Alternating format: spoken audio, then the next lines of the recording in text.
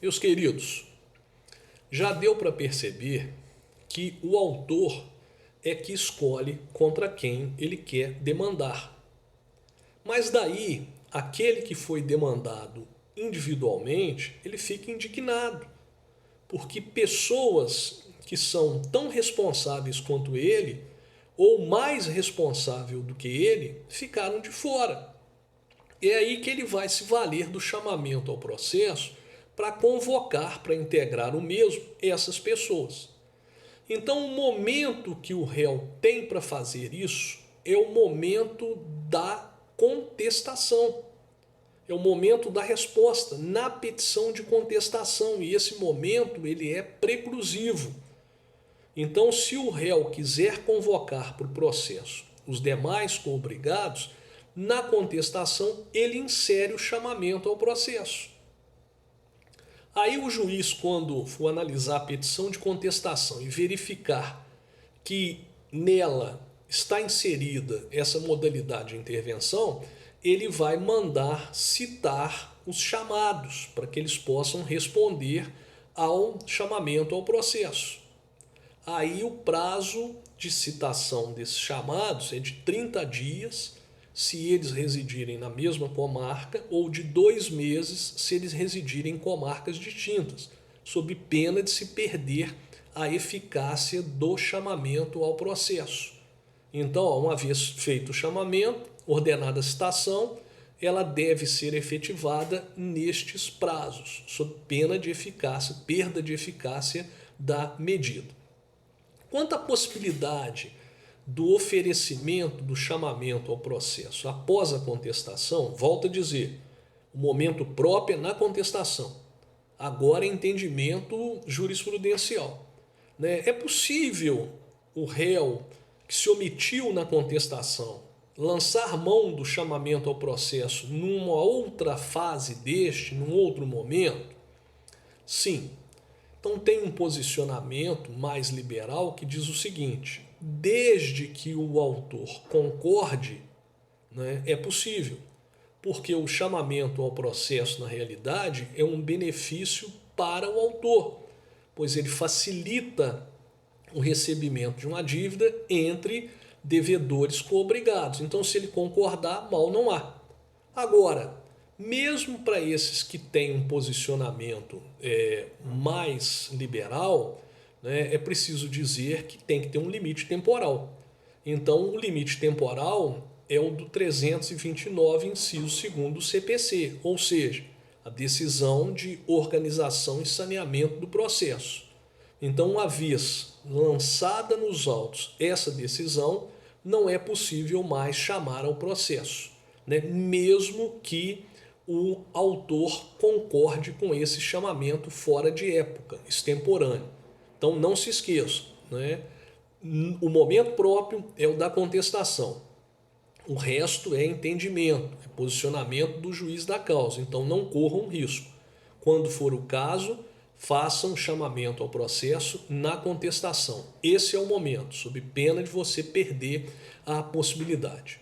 Com relação à resposta do chamado, a sua contestação, ainda que ele negue, o Humberto Teodoro Júnior ele tem uma colocação muito apropriada que, ainda que ele negue a condição, se ficar comprovado o vínculo obrigacional do chamado perante o autor da ação, a sentença, caso seja de acolhimento do pedido do autor, vai atingir o chamado, vai produzir efeitos diretamente em relação ao chamado.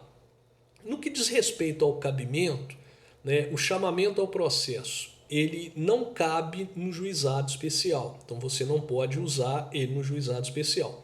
Ele é cabível na ação de cobrança pelo procedimento comum e é cabível na ação monitória, que é uma ação que tem procedimento especial. O chamamento ao processo não pode ser utilizado no processo de execução. Então essas são as hipóteses que admitem a utilização pelo réu do chamamento ao processo.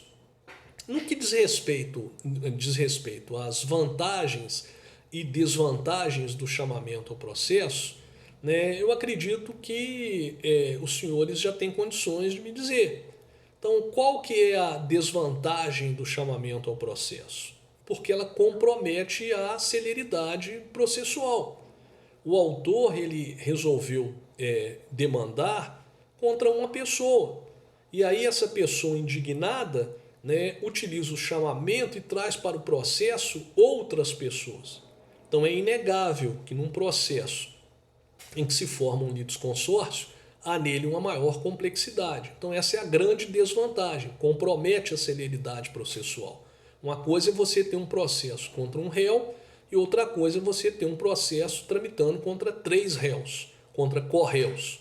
Então há aí um comprometimento da celeridade. No que diz respeito à vantagem, a principal vantagem é que o chamamento ao processo ele permite a solução de 2 conflitos, né, numa mesma ação. Ou seja, o conflito surgido entre o credor e o réu e o conflito que se instaurou entre o réu e os demais codevedores.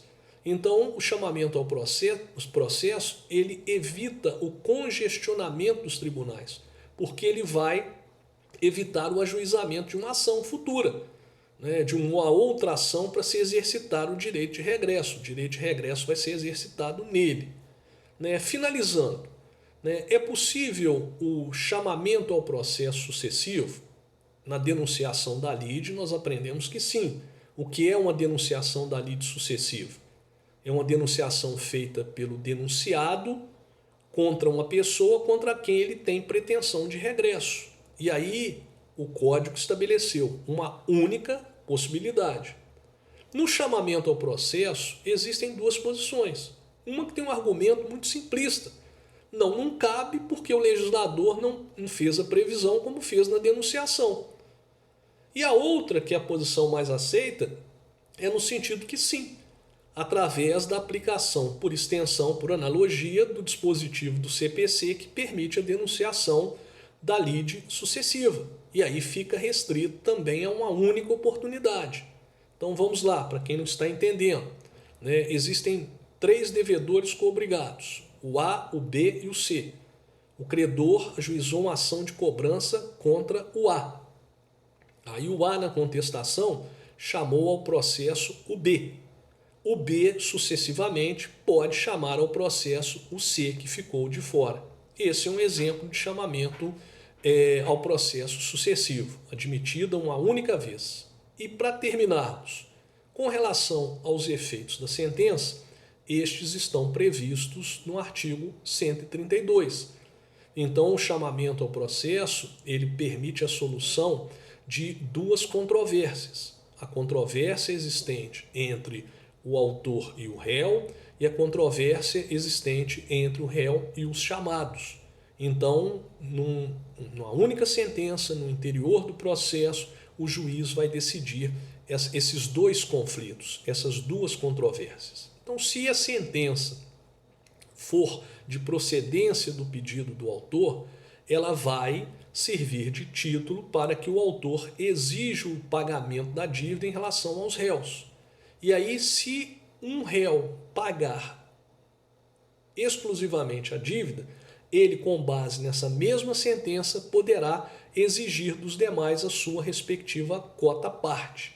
Por exemplo, vamos imaginar uma dívida no valor de R$9.000. São 3 devedores coobrigados, Pedro, João e Maria. O autor ajuizou a ação somente contra o Pedro. O Pedro chamou ao processo o João e a Maria. No final, todos foram condenados ao pagamento da dívida no valor de R$9.000. A sentença transitou em julgado. O credor foi lá e exigiu o cumprimento da sentença em relação ao Pedro. O Pedro pagou os R$9.000. Então, essa mesma sentença vai permitir ao Pedro exigir do João e da Maria o pagamento da sua respectiva quota-parte, ou seja, R$3.000 para cada um. Um grande abraço e sejam muito felizes.